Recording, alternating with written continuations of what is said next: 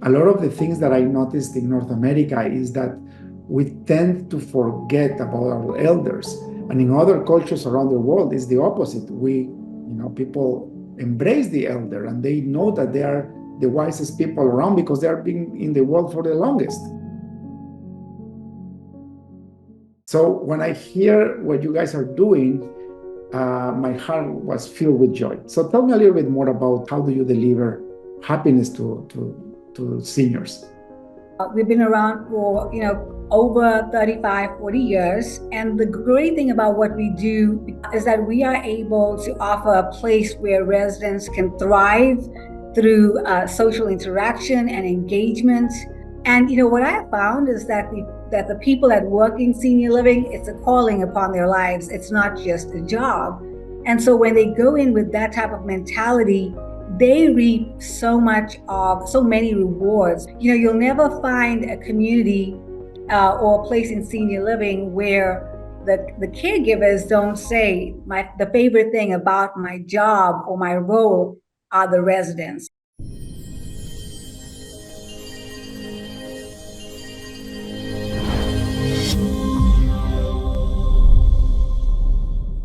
Hello and welcome to another episode of the Break Free Podcast. I am your host, David Mancilla. Just a quick reminder, this podcast, the only purpose is to shine the light on leaders that are changing this world for a better place with the organization they're leading. There is a lot of bad news around and people tend to focus on the things that are going wrong. But this channel is created to focus on things that are going right. And believe it or not, there is a whole bunch of people that are leading a whole bunch of other people that are really changing this world for a better place. And today we have with us one of those exceptional leaders. Esmeralda, welcome to the show. Thank you so much for having me. Esmeralda, can you tell me your full name, where do you live, and where do you work? Okay, my name is Esmerelda Lee. I live in Cleveland, Tennessee, which is a small little town in Tennessee, close to Nashville, about a couple hours from Nashville. And I work in senior living. I'm the chief operating officer for a senior living company, and we operate in 19 states throughout the United States. You know, Esmeralda, I really wanted to do your interview because what you're doing is you're enabling people that are on their way to heaven to have a quality of life that they deserve. A lot of the things that I noticed in North America is that we tend to forget about our elders. And in other cultures around the world, it's the opposite. People embrace the elder and they know that they are the wisest people around because they are being in the world for the longest. So when I hear what you guys are doing, my heart was filled with joy. So tell me a little bit more about what the company does and how do you deliver happiness to seniors?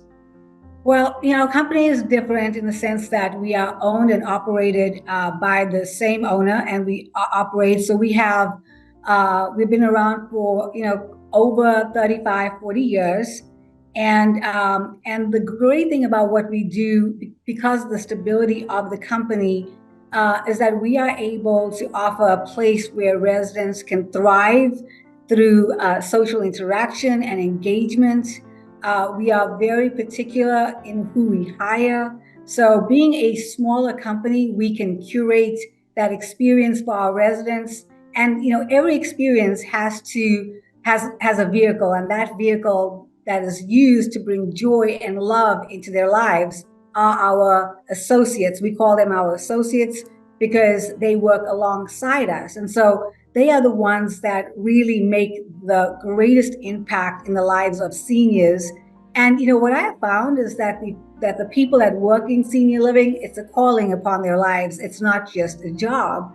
And so when they go in with that type of mentality, they reap so many rewards because they are interacting with people. They are helping people. And so, you'll never find a community or a place in senior living where the caregivers don't say, the favorite thing about my job or my role are the residents. So, I feel it's a great way for intergenerational connection and a family. So yes, in the United States, we may have a lot of retirement communities, but we still have families within those retirement communities, and we still have people that are engaging with our seniors. They're not coming there to die, they're coming there to live their best life. So maybe, they work throughout their entire lives, and now they're coming to take up hobbies, and they're coming to participate in Grow Track. We have a program called Grow Track where they take classes. They practice mindfulness. They are involved in active living. So, I feel this mutual connection between associates and residents is so powerful, and therein is a family taking care of a family. So it may be a different model than some other countries, but I do believe that it is a great model, and it gives family members the opportunity to be sons and daughters while we get to be a family, friend, and caregiver. One of the things, Esmeralda, that I notice is that when people get to be like past 80, 85 years old, if they don't do something, they become very isolated and very lonely.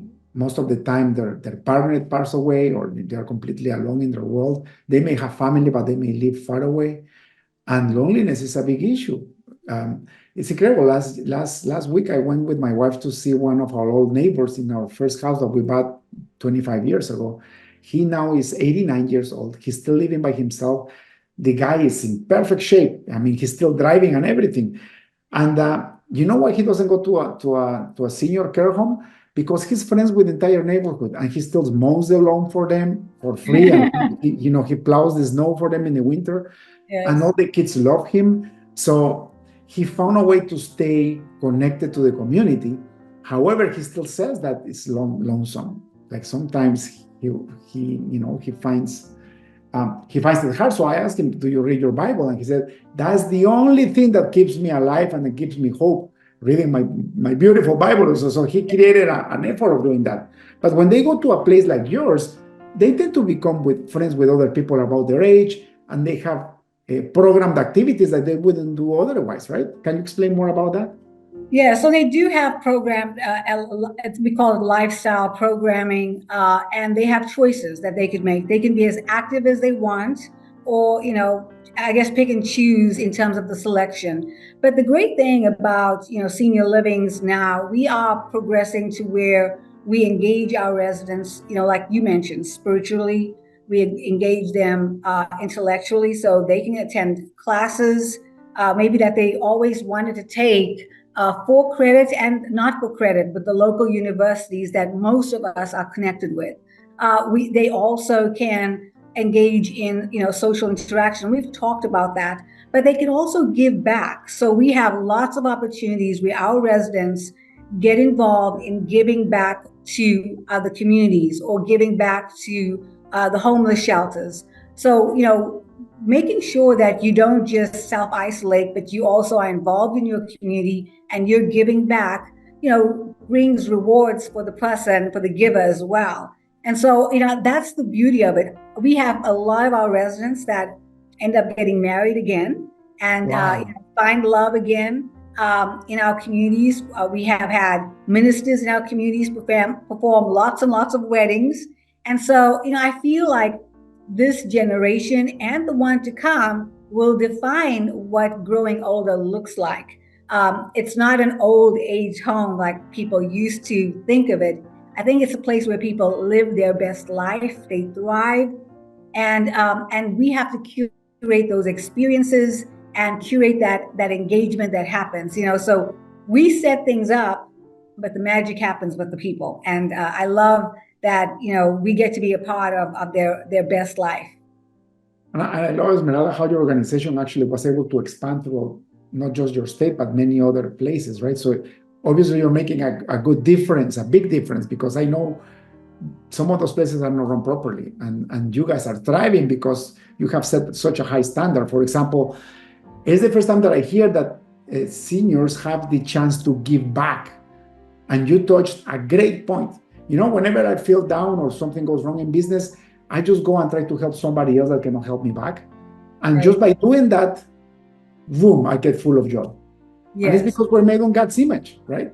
And the Bible says you will reap what you sow. So when you go back and say, I might be hurting, but this person has more trouble than me, and I'm going to try to help him out. Something happens, something breaks, and you become happy. That's absolutely powerful, David. That's very true.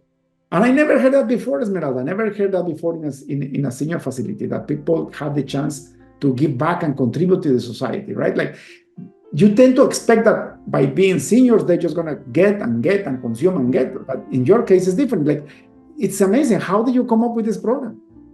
Well, our team did. It's part of our growth track, but it was their idea where, our residents come to us. Many of them are teachers, retired teachers. Many of them are maybe piano teachers or art teachers or, just reading. And then also they do different things. So we have people that do woodwork, different things. So we especially during COVID, actually helped create this to an extent where some of our employees' children were, at home. And so through leveraging the resources of our residents through Zoom, getting them to understand Zoom, they were able to help some of our associates' children that were at home. So after COVID, we decided, well, now we can bring those kids in, especially during the summer, we'll have a lot of those programs. And that retired teacher, or especially Spanish, teaching our children Spanish, teaching other languages, they can do that even if they're retired in our communities. And so we're having these pop-up, lessons, piano lessons happen. Every one of our communities has a piano. So it's mutually beneficial for our associates who may not be able to afford a tutor or piano lessons for their children on a caregiver salary. But then the resident also benefits because they keep their skills kind of honed in, and they're giving back. And once a teacher, I'm married to a professor, so once a teacher, always a teacher. So I think that's what's the beautiful part of seeing the connection between the generations as well. And it's incredible because that's the shame that I saw at the beginning when I moved to North America, that talent was being wasted. If you think about it, some of the best financial advisors and wealthy people in the world are close to 80 or past 80 years old. For example, Warren Buffett. And he's still there giving advice and creating wealth. Imagine if he will say one day, I'm just going to retire and do nothing. Imagine the amount of knowledge and the amount of blessings that we will miss because he wouldn't be active in society. That's what you guys are promoting, which is amazing, right? And one thing I've realized, this younger generation, they're great, they're creative, they're very innovative. But the older generation, they may not be as creative as the young generation that's coming now, but they do have, pattern recognition, wisdom, and discernment, and understanding of human behavior. And so if we could leverage those skills of pattern recognition and understanding of human behavior, and leverage it along with the creativity and the innovation, I truly believe that it's a win-win for both. That's beautiful. Esmeralda, I can see that you have a passion for this business, and you being responsible for the operations of the entire company must be hard. And I wonder how you got to where you are. So let's look back in time and see what happened with you. Did you go to university? If you did, what did you do at school? Okay. I'm originally from South Africa, so I don't know if you can tell, my accent has changed over the years. But I came here to the United States. I lived through apartheid in South Africa, came to the United States, hoping for that democratic life. I think I was here a year when Nelson Mandela was released from prison, and South Africa was then going to have votes for the first time. So most of my adult years have been lived in the United States. And I basically stumbled upon senior living, always wanted to be in healthcare, but did not understand senior living. Back home, we don't have retirement homes, etc. So, but I stumbled on it because I needed a job after grad school. And I got a role with a company called Life Care Centers of America as an administrator in training. at that time, it was skilled nursing. And at that time, I did not know all it entailed. But as I began, being engaged in the process of learning, I began to love it. And leadership was something that always fascinated me. But it's leadership is really influence and stewardship of people. Mm-hmm. And my dad was a minister in South Africa, and so I always felt like I learned stewardship from him and my mom. And so my first community I got was a skilled nursing community in a really tough part of a metro town. And I learned to lead from the people there. They taught me that respect is earned, it's not just given. I had to work just as hard as they did on the floor, taking care of residents, cooking when I didn't have, the chefs or the cooks in there. And skilled nursing was a really great beginning for me. So as I continued to do well, I was moved into different roles. And when the owner of the company built a retirement community, he offered me the role of being a general manager or executive director in retirement living. And so I continued I had my children and continued to grow within the company, and I loved it. It was the same company I work for right now. I enjoyed it thoroughly. I loved the product. I loved the people. And the best thing is that I loved serving community. Most of our communities are in communities. And so, for instance, I ran the community in Cleveland, Tennessee. So I felt like in my community, I was taking care of all the seniors of that community. And what an honor that was for me. And I loved it. I stayed there for 11 years. And at one point, I was looking to grow in my career. My children were older, and I wanted to kind of move into maybe a multi-site role, a regional role. And at that time, I spoke to the owner, spoke to the people that were my supervisors, and they didn't feel that I was ready. I was doing a great job where I was, and I guess there was not a lot of people, like me in roles of leadership. So I waited, continued to perform well. And when an opportunity did come to work for a company that was based in Chicago, I took it, and it was a great experience for me. I got 3 promotions in 3 years. Wow. I also learned a lot about, being coached and how important it is for a leader, not just to coach others, but to be willing to be coached, to ask for feedback. And I learned so much because I felt like they gave me a coach. The leaders involved in that community also helped coach me.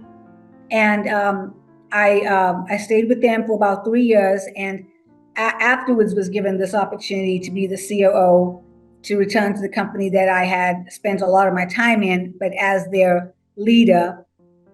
And so I took it. It was, and it's been a great learning opportunity for me to build a team, to lead them through COVID, and now just to continue to scale the business, but also, to help scale the people. I think what I learned was the importance of having a mentor and a coach in your life. It can change your life forever. I was very content being in a executive director role to an extent, but when I got a coach, when I got a mentor, it really changed my life into seeing so many more opportunities for myself that I never saw before. And so, I want to give that back. And there's a lot of people in my company I coach, outside of the company that I do that with, and teach our leaders within our company to do the same. Esmeralda, just the knowledge that you just provided in the last 10 minutes is just mind-blowing, and people will actually listen to what you're saying. They could become some of the greatest leaders in their society or where they live, because you just nailed it, right? The big difference between a manager and a leader is that the leader inspires and provides stewardship to their employees in a way that they actually create the environment and the culture where people will thrive and try to achieve more in a collective way for a single goal, right? Is not with hardship, is not with pressure, is not with with lies. That's management, right? A lot of the management is like, if you don't do this, you will do that. Like it's backwards, right? So one is in a positive way, the other one is in a negative way. Don't get me wrong, like the negative leadership styles work for the short term, but then they create horrible, horrible cultures that end up bankrupting the business. I tell Right. you from my experience, because that's what I was before I became a real leader. Yes. But I also think that, you have to drive performance or else businesses don't succeed. So I think there has to be a good balance. Once you have the relationship with your team, you can drive performance a lot easier because you know them, and you have a relationship with them. And that relationship is established through coaching, to helping them not just to become better leaders, but better people. I think that, in any service industry, we are people serving people. So whether I serve my residents or I serve my team members or they serve me, I mean, we're all serving each other. So, I try to always keep, the people piece first and why we're doing what we're doing. And then, try to drive performance after. You're completely right. I think to make it very simple is uh, inspire people to do better or obligate people to perform. Right. Inspiration versus obligation. Inspiration will always win because then people will actually be self-directed and they will actually be able to make the right decisions when the boss is not watching. Right. Right. And I feel people love to be inspired, but fear is not a motivator for anyone. I think when people feel fear, they shut down. So, I think if you can create that environment where you try to inspire people, it's never perfect. You're always going to have people that, any leader has people that want to follow you or follow along with you, and the people that opt out. But if you help a person, even if they are with you for a short while, I think it's still valuable. I don't think any investment in a human being is no investment at all. I think it's some investment and it's meaningful. For sure. Esmeralda, talking about fear, what has been the hardest trouble in your professional career, and how do you get past it? How do you overcome it?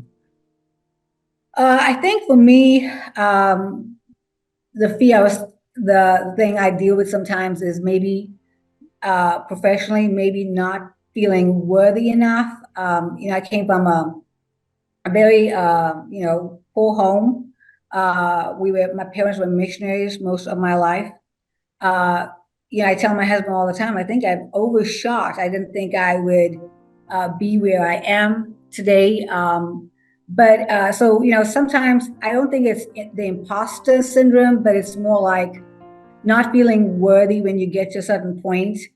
And people can make you feel that way at times too. And so, in the senior living industry, there are a lot of males and there's a lot of Caucasian females and males. There's not a lot of minority females running companies. And so even though we have a large minority group of employees that are serving seniors at the field level and are doing the tough stuff, we are not represented in the leadership piece of senior living. So so sometimes I do deal with the feelings of not being worthy, and that makes me feel not comfortable at times in certain spaces, in certain rooms. But I've had to overcome that, and I have faith in the Lord. That's one of the things that drives me every day, and I have to remind myself who I am in Him first and foremost. And when I do that, to Him, I am fearfully and wonderfully made. I have to say those things to myself, and through that, I've been able to overcome the pangs of being raised in an apartheid country and feeling unworthy in that setting. So I think there'll always be parts of me that will struggle. I don't know, whether I'll ever arrive, but it's something that I have to overcome every day. But I think every leader has different things that they have to overcome. The difference is whether you try to overcome it or you become a victim because of it. and I'm definitely not going to become a victim because of it. I'm definitely one that's going to overcome it on my own. And I'd say meditation has helped me a lot as well. Time with myself, and having those silent moments to reflect on how I can represent myself better, how I can improve, are things that really, really have helped and continue to help me be stronger and more, tenacious. You touched a great point, and that's why people of faith, we tend to have a much happier life, because when you have your identity in Christ and you go back and read the Bible and say and remind yourself who you really are, and then on top of that, you meditate in the Word, you meditate what it says, and really focus on those beautiful promises. Before you know, all your bad feelings go away.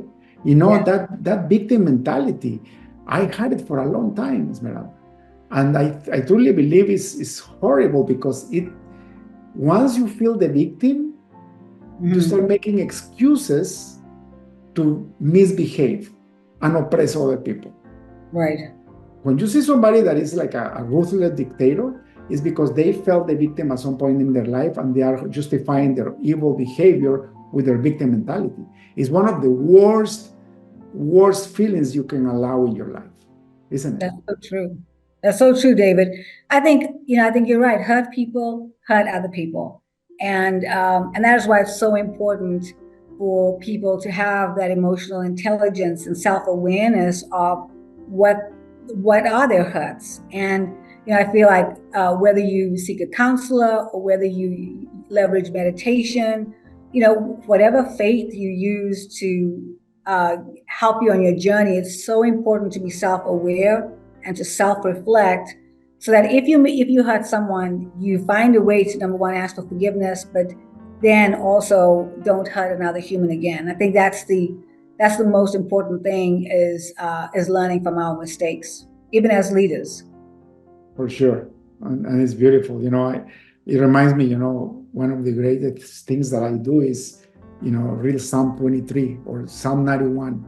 When I feel in trouble and I feel afraid, or I have this temptation to become the victim, I just read the Psalms, right? Psalm 27, Psalm 32. Like, Yes.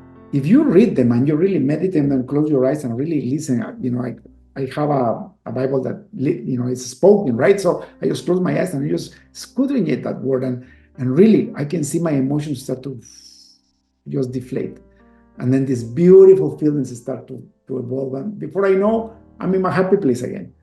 Right. That's true. That's so true. Esmeralda, how did COVID treated you guys? How do you overcome that horrible pandemic? Well, our company did very well through it. We did have, a few people had passed away as a result of COVID, but our our team members were amazing. I mean, they were present. None of our team members stayed at home. All of them went into work. Our support center team, I just have to say, we're incredible. They work round the clock, making sure that we had the right protocols, that when things were updated, they were updated in real time. But they also didn't opt to work from home. They came in and they were accessible 24/7 to our teams. And when teams needed help, our support center teams, really left the support center and went to help. I think that's where we shone the most, is when, you can be available via phone, but when communities are in need and they need staff, and you deploy actual leadership to those communities, that's just putting your words where your mouth is, so to speak, as a leader and as leaders. So we did that, and because of that, I truly believe we were stronger. During that time, also, my parents are ministers in South Africa, and my brother is too, and they ended up passing away in a matter of 2 weeks because the Delta variant was extremely strong in South Africa. Your parents passed away? Yes, my parents and my brother. Your brother too? Oh, I'm so sorry to hear that. Yeah, But thank you know you. where they are, though. They are in a better place, for sure. They are. And so, it was tough because I had to fly into South Africa and bury my parents, and then fly back, and then continue leading. And that's when I learned that transparency and being vulnerable is a superpower of a leader. And the people that were there for me, that were my family, were the people in our company. They helped me through a very difficult season in my life. And then friends that I've had through the industry as well, helped me and encouraged me. So, I just think that, like I said when I began this, it's families serving families, and I never felt that as strong as when I went through the severe loss I did, and then came back to lead the company. I had a built-in family that was surrounding and supporting me. And so, we ended up doing very well through COVID as a company, and we were very blessed because of that. That is beautiful. I think really tough times really define who you really are, and it gives you an opportunity to become even a better person. Or if you're not so good, to become good, to come clean to God and say, okay, mold me to what you want me to be, right? Yeah, I also discovered, I didn't realize this. I was at a community right after COVID, and one of our associates that has been with us for close to 30 years, she was from, I believe, the Ukraine. And she also I think she lost her mom, and she couldn't go back to bury her mom. But when she saw me walk through, all our associates throughout the company, they know me because I communicate, and we have these town halls, etc. And when she saw me walk through the door, she just put her arms around me and just started to cry. And I realized in that moment, our associates went through the same thing I did. There's so many people that went through the same thing, and they couldn't go to be with their loved ones. They chose to be with our residents. And what a sacrifice our associates made during that time, to choose, not being safe, but to save others, and not to be with their own family members, but to serve their neighbors in our communities. And when she put her arm around me, it just made me realize that there's so many people that made sacrifices during that season. And just to be aware of how priceless our caregivers, our cooks, our housekeepers are in the industry, in any service industry. I mean, during that time, if anybody shone, it was those people that were in the front lines. They truly were the heroes. Yeah, the the daughter of my brother-in-law, she's a doctor. She's in her late 30s or mid 30s, and she was attending many COVID cases, trying to help out until she got COVID, and she almost passed away by herself in her house. Like, she was this close. She actually was already praying, saying, Lord, please, if you want to take me away, I'm ready. And then, as a miracle, the Lord gave her strength, and she went through it, but she almost passed away by herself. And you know what she did? After COVID was gone, she put on her white gown again, and she went back to the hospital and continued working. That's awesome. Yeah, that's a true hero right there. Those are the real heroes, right? Like, people says, my life is second place. The life of my neighbors, the life of the people that I have the privilege to serve, they are the ones that are first. And that's how you see how we are made by God and how we behave, Right. According to what Christ taught us, right? Like, this is the type of behavior that we need to demonstrate most of the time, not what you see in the world, right? Yeah. To serve God and to serve our fellow man is all he asked. Esmeralda, Alonso, some time has passed by, and I don't want to abuse your time. I'm going to ask you one last question. Thank you so much for being in the show, by the way. Oh, let me ask you one last question, and then we'll end the show. If you had access to a billboard in front of the busiest highway on earth, what would you write on it?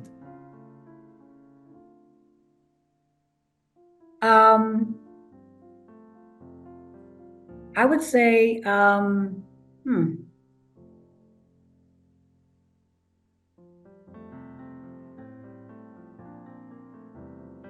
maybe just thank you. I think that gratitude is one of the most important things that a person can do. And I get up every morning, and especially after my parents passed. And I'm always so grateful. And I'm always so thankful to have the life that I have, to have breath in my body, that I could get to exercise and work and do all the things that I love. And sometimes that's all people want to hear is thank you. And I just feel like a heart filled with gratitude determines a person's altitude in life and how far they soar. And so I always want to be known as someone that is grateful. Like I said, I feel like I've overshot my life, and it's because of the Lord, and it's because I've been surrounded by amazing people, my husband, my children, and an amazing family. Friends are the family that you choose. I have quite a lot of those, and my friends in the industry that are the family that I choose as well. So I am very grateful. So I think thank you would be the billboard. It's the first time that I hear that answer, and it's so true. We have a choice in life. Esmeralda, we have a choice in life.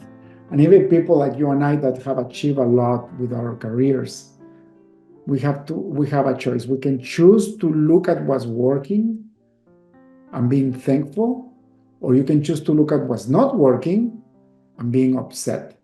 Right. And if you look at your life, I bet that 90% of your life is working beautiful. And maybe 10% of your life is not quite there yet. I remember last week I came back from a long trip, and I went back and saw my house, and I'm like, I was filled with joy. Later, I went to the backyard and started seeing the weeds, and I saw this and that, and we need to paint this. And by night, I was upset. And then I'm like, Lord, I'm sorry. I had to ask for forgiveness. And then the next morning, I woke up again, went through the backyard and say, Lord, thank you, because this tree is here, the grass is beautiful here. And then I realized, honestly, 90% of the backyard was beautiful. It was only 10% that needed some work. That's so true. That's so true. But thank you, David, for this opportunity. I really appreciate it. Likewise, thank you for your time, Esmeralda. If people like to contact you, or they would like to look at your company for their elder people, or for their senior people, for their best life that is yet to happen, where can they find you? CenturyParkAssociates.com is the company, and my email is elee@centurypa.com. Wonderful. Esmeralda, thank you so much for your time, for your wisdom. God bless you. God bless your business and your family. And I'll see you around. Okay. Thank you, David. God bless you too. That's all for today's episode of the Break Free Podcast. Head on over to iTunes and subscribe to the show. Starting your own business can be tough, but it doesn't have to be. Visit davidmansilla.com to pick up a copy of the #1 international best-selling book, Breaking Out of Corporate Jail. Expand what you consider to be possible and reach your full potential. And join us on the next episode.